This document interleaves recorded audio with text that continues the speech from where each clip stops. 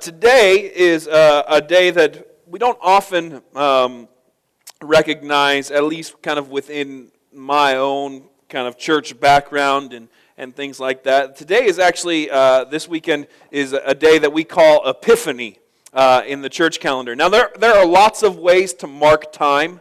We do that in many different ways, but it's not all the same. So we obviously mark time by, the earth traveling around the sun, 1 year, right? And we just celebrated a new year, just began a new year, the end of an old year. That's one way to mark time. Now, obviously, it's not the only way to mark time because those people, cultures that celebrate a lunar new year, they're not going to have their new year for a couple more weeks. It's just a different way to mark time. When you're a kid or a parent of a kid, in fact, I think it starts when you're young, and it just stays with you. One of the ways to mark time is at the beginning of a school year, right? Like that's like a whole new beginning. It's a brand new time, and you're just starting, and you start out excited, and then you can't wait for summer, And so it's just a different way to mark time. Birthdays are a way to mark time. Sometimes there's things that happen in our lives that change the trajectory of our lives, and we mark time by that. So we mark time by how many days, months, years that we've been sober, or how many days, months, years since we overcame cancer, or how many days, months, years since that person died. There's all kinds of different ways that we mark time in our own lives. Well, the church, as a whole, kind of worldwide, has an ancient calendar called the church calendar or the liturgical calendar, and it's just a different way to mark time. And so actually, the Christmas season in the church calendar started on Christmas Day, and it's been going for the past 12 days. And it ends with this day of Epiphany. And Epiphany is when the church remembers the wise men that came and visited Jesus and brought with them gifts of gold, frankincense, and myrrh. Now, the wise men are fascinating people kind of in the story of Jesus. You can read about them yourselves. They're found in the Gospel of Matthew, Matthew's account of Jesus' birth. But they come from the east, and they come because a new star appeared in the sky. And I love the idea that these are not people that are Jewish. These are not people that are kind of hanging around Jerusalem or Bethlehem. They live in a whole other country. They're a part of a whole other culture. They don't follow God the Father. They're astronomers / astrologers. It's just kind of, it's all kind of a mess, and they just see a new thing that appears in the sky, and they decide to pursue that new thing. And as they pursue that and they get closer to that, they end up in Jerusalem and say, we came to worship the new king, where's he at? And they say, well, he's not here, and you got to go to Bethlehem. And so they keep pursuing that new thing in that pursuit of truth and trying to understand. And they use a little bit of science to get there, because obviously astronomy, watching the skies. They use a little bit of astrology, any kind of like what might be classified as like a pagan religion to get there, but they end up at Jesus. And I love that. Because so often in our own lives, when we experience kind of a new thought, a new discovery, perhaps a new question, or a new doubt, we can take the easy way out, which is, to be honest, is just to kind of say, oh, well, it's there now, and now I just don't believe anything, or I believe everything, or I'm not really going to dive into what that means. I just don't know what anything means. Or we can actually pursue it and go deeper. These wise men took a long journey to follow a star to end up at Jesus. They didn't know that that's where the star was leading them. And I think so often in our own lives, we can take the same journey. So when you and I are confronted with new questions and new discoveries and new doubts and new insights, all of that, if we can pursue that and hold on to that and chase after that, I believe will lead us to Jesus. That's why I'm not afraid of, Christians should not and are not afraid of science.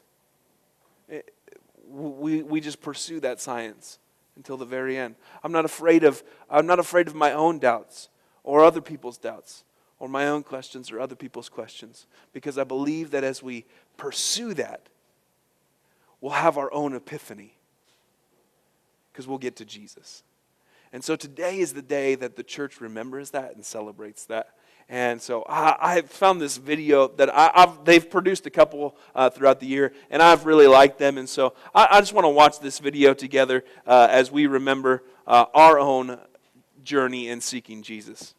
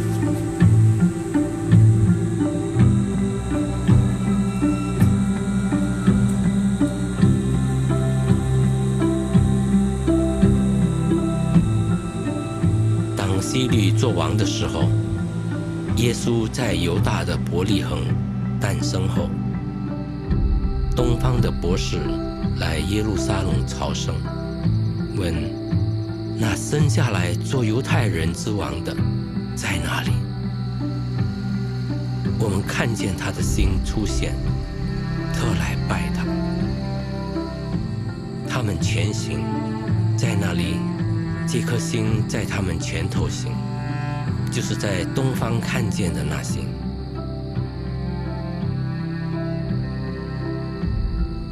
只行到小孩子的地方，就在上头停住了。他们看见那星停住了，他们就大大欢喜。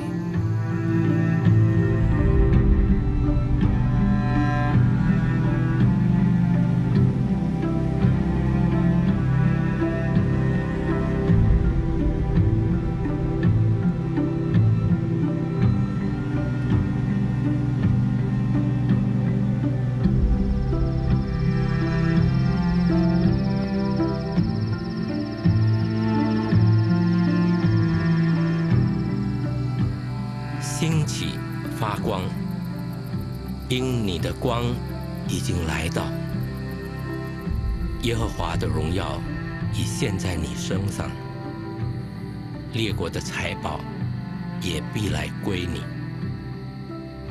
他们要奉上黄金、乳香，又要传说耶和华的赞美。你悲哀的日子也完毕了，我必使你变为永远的荣华，历代的喜乐。进了房子，看见小孩子和他母亲玛利亚，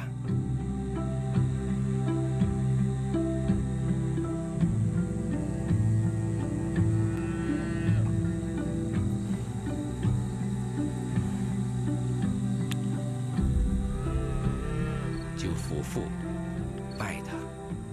然后他们新开宝盒，拿黄金、乳香、没药为礼物献给他。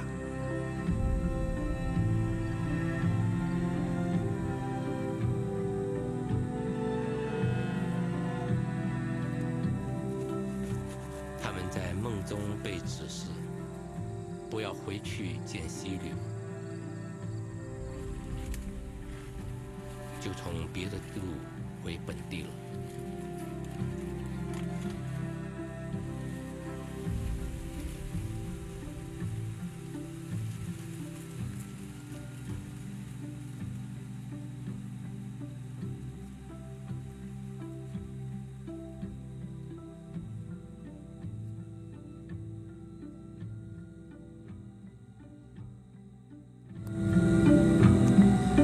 stuck out to me as we were watching that reflection. They returned home another way. When you have an epiphany, you discover something new when you encounter Jesus. You can go home, but you can't go home the same way. You're changed. Things are different. And I hope that's true of me as I get to the end of this brand new year.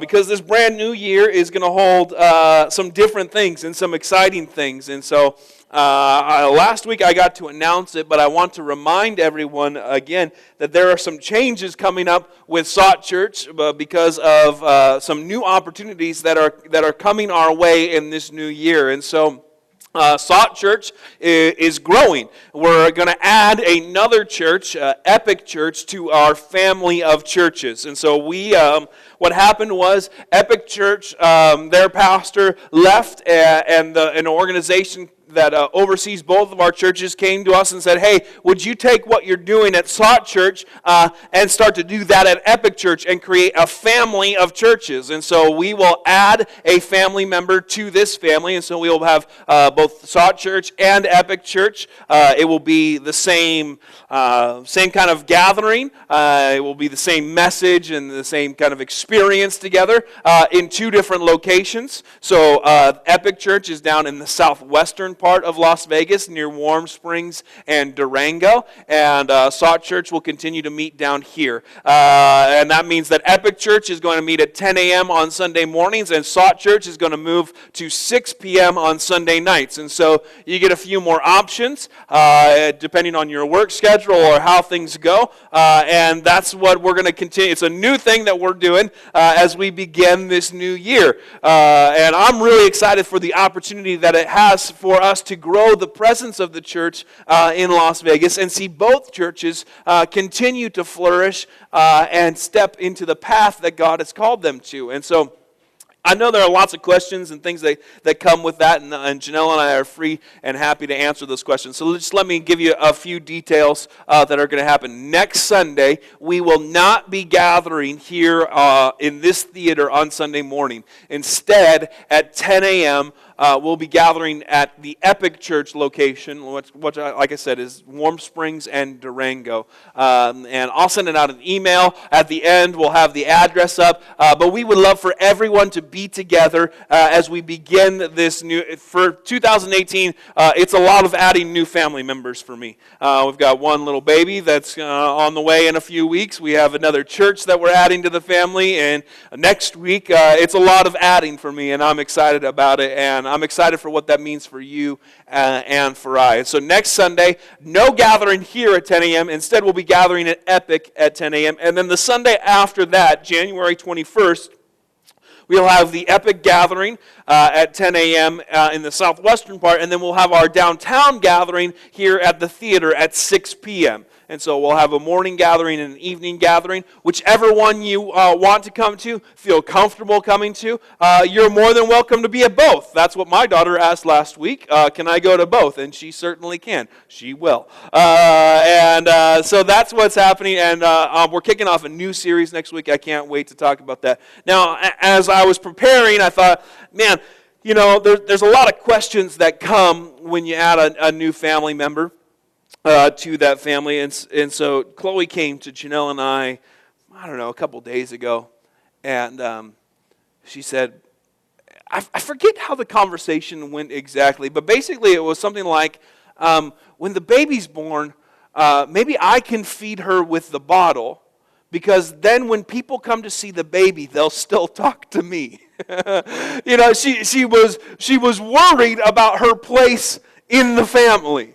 Like, she knows we're making a big deal about the baby, and we're buying baby furniture and making sure everything's set and all of that. And she's wondering about, well, what's her place in this new family? Is somebody going to forget about her? And we reassured her that nobody will forget about her, and people will want to talk to her whether she has the baby or not. And I thought, man, as we get ready to add this other church, Epic Church, to our family, I want us to remember who we are as Sought Church and downtown, and what that means for us. And it starts with the name. Sought Church. I always tell people the name of the church, and they always go, what? And then I have to spell it for them. S-O-U-G-H-T, Sought. Well, why Sought? And it's because we believe that God is seeking you. We believe that God is seeking me, and we believe that God is seeking Downtown, that we are sought. Is it better to be lost, or is it better to be sought? I have lots of stories about lostness and soughtness in my own life, because I like to go on adventures, and sometimes that means I end up a place where I no longer know where I am. But I've always taken comfort in the fact that no matter how lost I get, there's always going to be somebody seeking me. That's one of the beautiful things about marriage, is that Janelle's going to come look for me. So no matter how lost I get, it doesn't matter how lost I am, because how sought I am has a bigger role and is more important than how lost I am. You know? Chloe, when she was little, she used to play hide and seek. And, when kids are little, they have no concept of hide and seek. They just think if they can't see you, then you can't see them, right? And so she was just horrible at hiding. Like she would hide anywhere. She would just sit like right here. And as long as you were on that side of the speaker and she was right here, it wouldn't matter, because she couldn't see you. So obviously you couldn't see her, you know. And I remember one time she was getting a little bit older, and we were playing hide and seek, and Janelle and I decided that we were going to up the ante a little bit. And so she was counting. She was the seeker, and Janelle and I hid a little bit more. She heard her name. And so Janelle and I hid a little bit harder. You know, we hit ourselves a little bit more. And I remember her going around, and she couldn't find us, you know. And then the thought crossed her mind, and I heard her say it. Am I going to be lost forever? And it just broke my heart. So I climbed out of my hiding space, and I was like, I'm right here. Because, it doesn't matter how lost you get. As long as your soughtness outweighs your lostness. It doesn't matter how lost you may feel in life, or how lost somebody's told you are. God is seeking you. And I think that's bigger than any kind of lostness. And so when we decided that we were going to start a church in downtown Las Vegas, people would often ask us, why Las Vegas? At the time, we were living in Springfield, Missouri. And we got... If you've ever lived anybody else, and then people ask you about Las Vegas, there's always weird questions like, do people live in Las Vegas? But some people literally thought we were staying at a hotel on the Strip. That was where we were going to end up living. You know, like, no, there's a whole city there. There's lots of people there. Why Las Vegas? Why Sin City? You know? And then we moved to Las Vegas, and then we would tell people we're planting in downtown. Why downtown? I haven't been in downtown in 10 years, and I'm not going back. Why? And it was because we desperately believed that Las Vegas and downtown is sought by God. It doesn't matter what other people might call Las Vegas.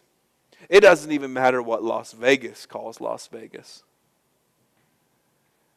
God is seeking Las Vegas. And so we said, we're going to start Sought Church. And that name comes from a group of parables that Jesus tells in Luke chapter 15. And so if you have a Bible, turn to Luke chapter 15 today. If you don't have a Bible, we would love to give one to you. We've got several copies out at the concierge cart. Take one. It's yours to keep. We want you to take it and keep it with you. Read it for yourself. Explore it this year. Figure out a way to really dive into it. If you have a smartphone, you can go to bible.com/app. and download one to your phone, and then we'll have the scripture here on the screen.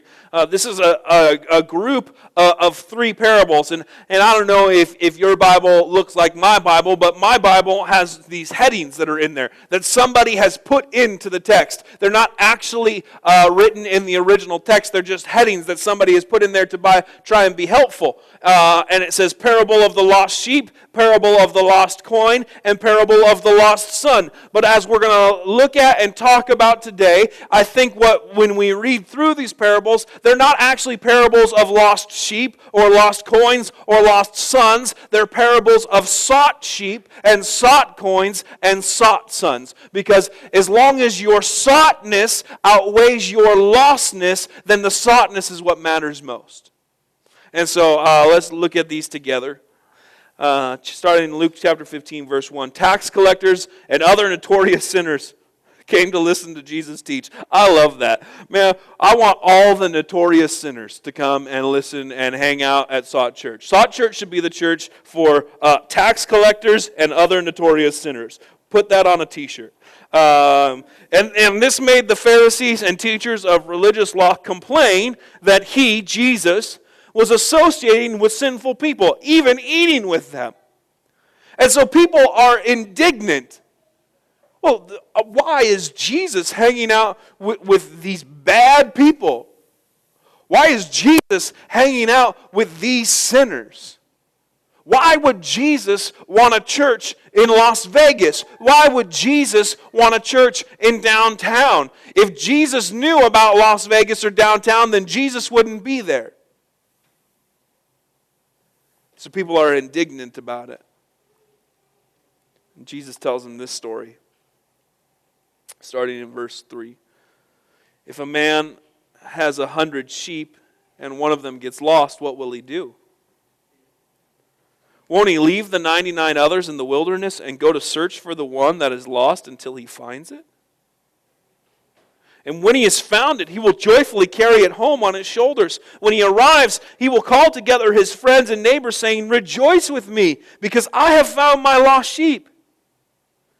In the same way, there is more joy in heaven over one lost sinner who repents and returns to God than over 99 others who are righteous and haven't strayed away. I love this story. Shepherd loses one of his sheep. And the shepherd doesn't just write off the sheep as, oh, that one's lost. It's okay. I got 99 other ones right here. We can take a loss of one. Instead, the lostness of the sheep is outweighed by how much the shepherd seeks the sheep. And so the shepherd leaves the 99 to go and look for that one because he finds that sheep that valuable and that loved, that worthy.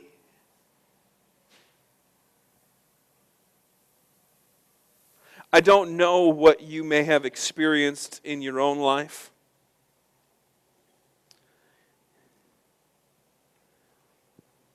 If you've ever felt like, I'm expendable. If you've ever felt like, you know what, it just doesn't matter if I'm there. If you've ever felt like nobody would notice if I was gone. That's not true of God. And it's not true of Sought Church. You are loved. You are valuable. You are sought. Jesus continues on to the second story. And Jesus ups the ante a little bit. The first story is 1 out of 100. This story is 1 out of 10. Suppose a woman has 10 silver coins and loses one.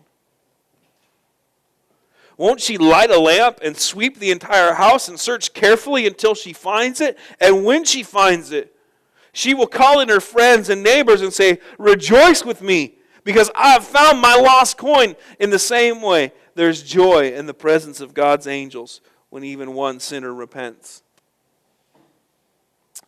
This would have been maybe a bracelet of coins or a necklace of coins that the woman wore, and this was a significant portion of her life savings that she had with her. And so she's just going about her business, and then she glances down and she notices that one of the coins is missing. I don't know if you've ever been around a woman when she's lost a ring or an earring or a diamond that's popped out of the ring. Like, it's happened. It happens often, and it's like the whole world stops. It's like, stop right now! Don't move! Look around your feet. I got to retrace my steps. Where was I at? And you comb every corner of every path that you've been on. So the woman realizes, don't move. Stop. I lost one of my coins. And she tears apart her house looking for this thing because it's valuable to her. She doesn't just write it off. She can't write it off. She can't afford to. This is 1/10 of her savings. This is not something that can go away lightly. And so she has to begin to take action in order to recover what has been lost. Now the coin may be lost, but it doesn't matter because the woman seeks the coin. So she tears apart the house. The reality is that you're more valuable than 1/10 of somebody's savings. Downtown is more valuable, more loved than we could ever dream to imagine.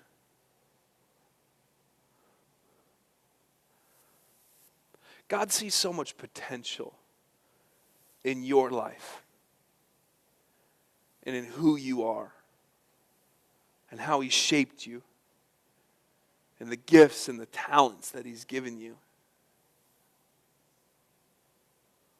So much so that He'll go through any kind of action to make sure that you're found, that you're a part of the family, that you're made whole. Salt Church is just over 3 years old. When we started Salt Church, it felt like we were given everything we got. And in 2018, I want you to know that Janelle and I are prepared to give everything we've got again. Over and over again for this church, for this neighborhood, for this city. And the beautiful thing about it is now it's not just Janelle and I. It's an entire church full of people that have committed themselves to seeking God, that have committed themselves to seeking what God seeks, that have said, downtown and Las Vegas are sought by God.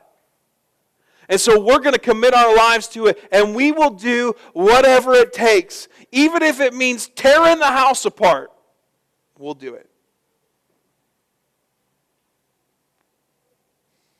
And then Jesus wraps up with this last story. First story is 1 out of 100. Second story is 1 out of 10. Third story is 1 out of 2. To illustrate the point further, Jesus told them this story. A man had 2 sons. The younger son told his father, "I want my share of your estate now before you die." So his father agreed to divide his wealth between his sons.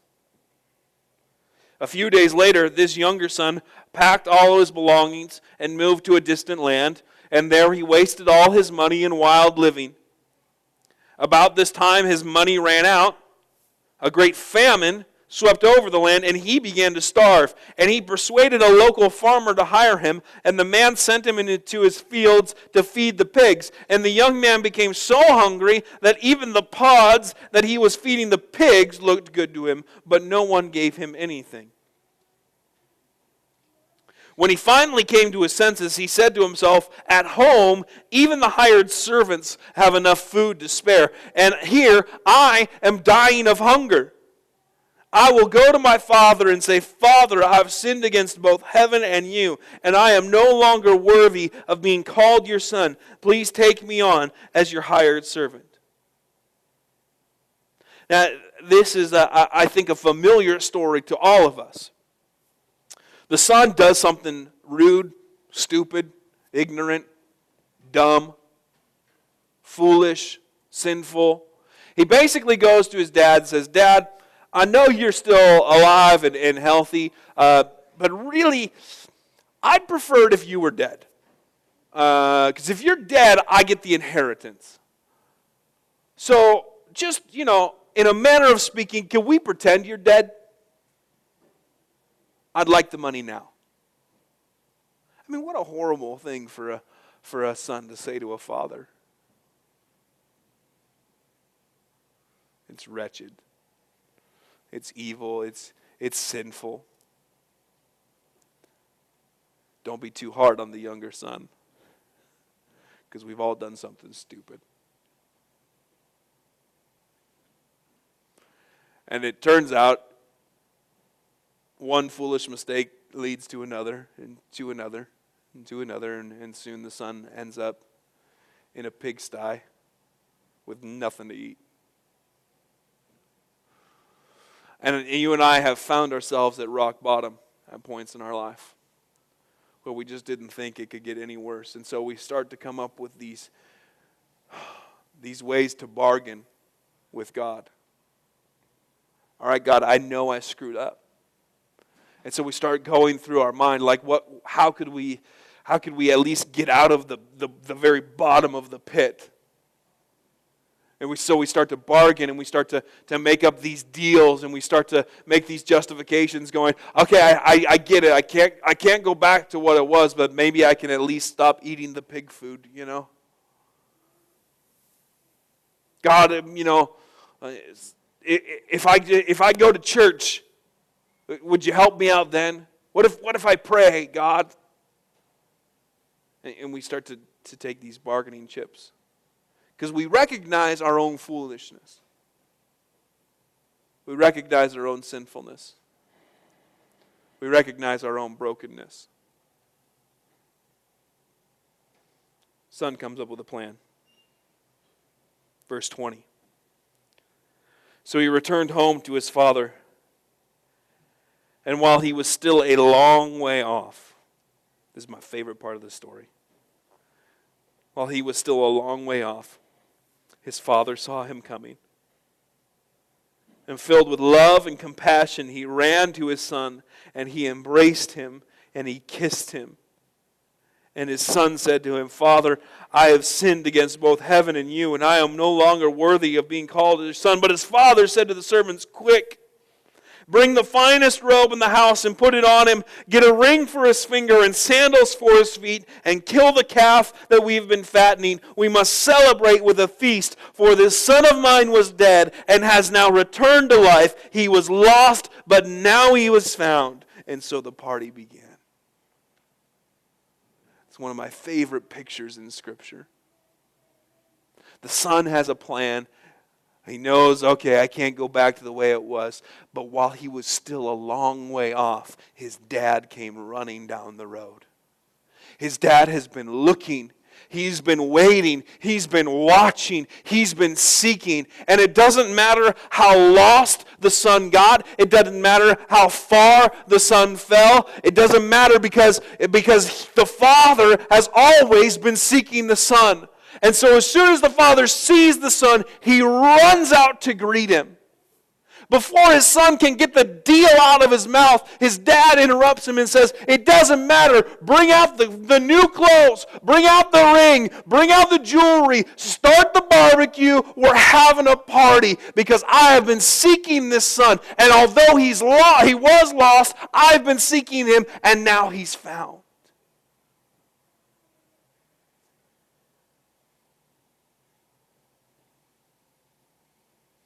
That picture is why Sought Church exists. It's why Sought Church exists here in this place. Because the Father's been seeking you. And the Father's been seeking your neighbors, and your family, and your coworkers. And it absolutely does not matter how far down the pit you and I fell.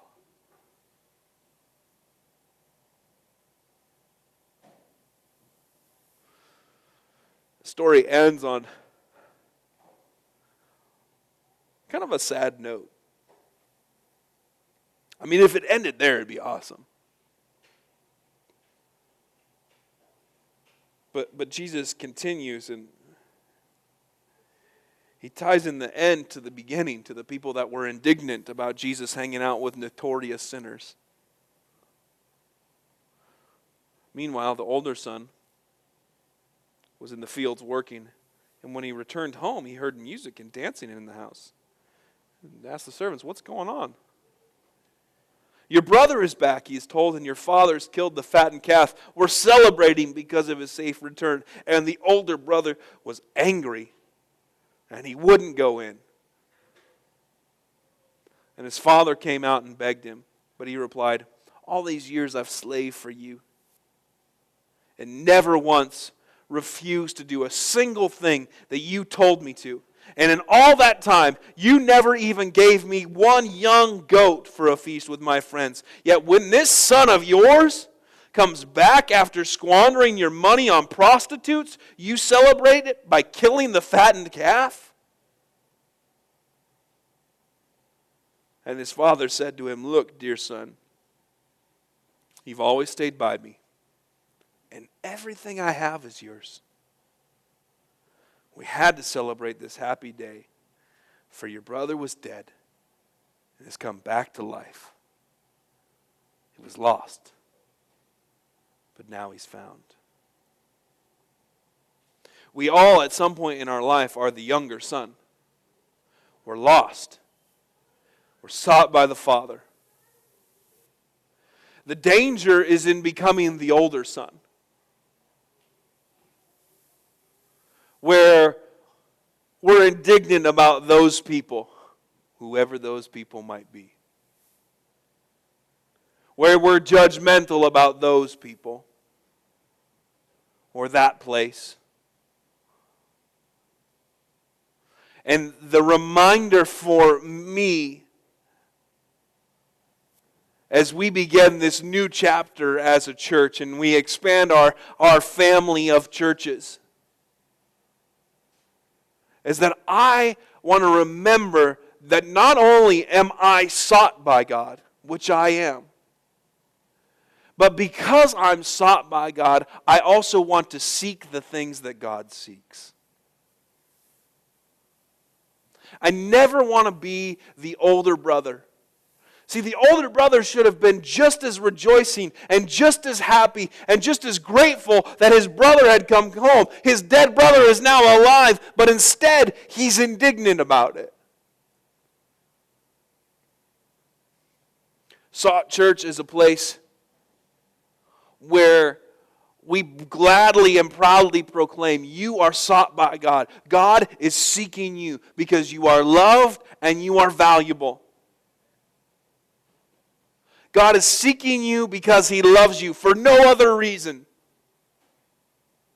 God is seeking the arts district because He loves the creativity and the passion that is in this neighborhood. God is seeking downtown because He loves the people of downtown and the entrepreneurs in downtown and the way things are going and shape. He loves the addicts. He loves the homeless that are on the street to the people that are living in the high-rises and the lofts. He loves them all and He seeks them all. And that's why we are Sought Church here in downtown Las Vegas, to say, God is seeking you.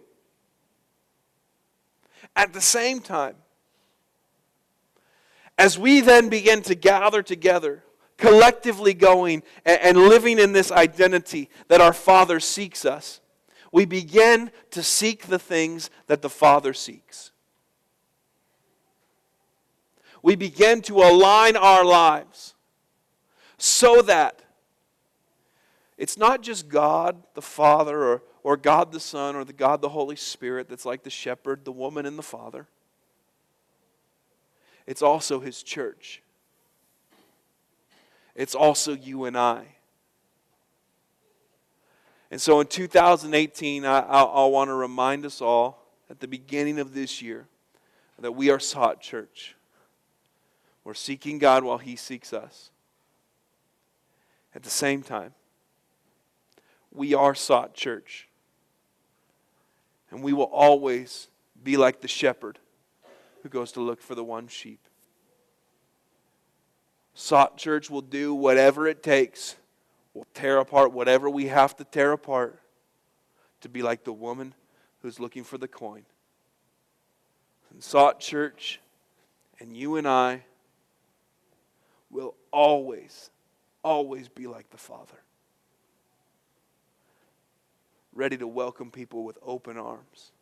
Ready to throw a party. We are sought.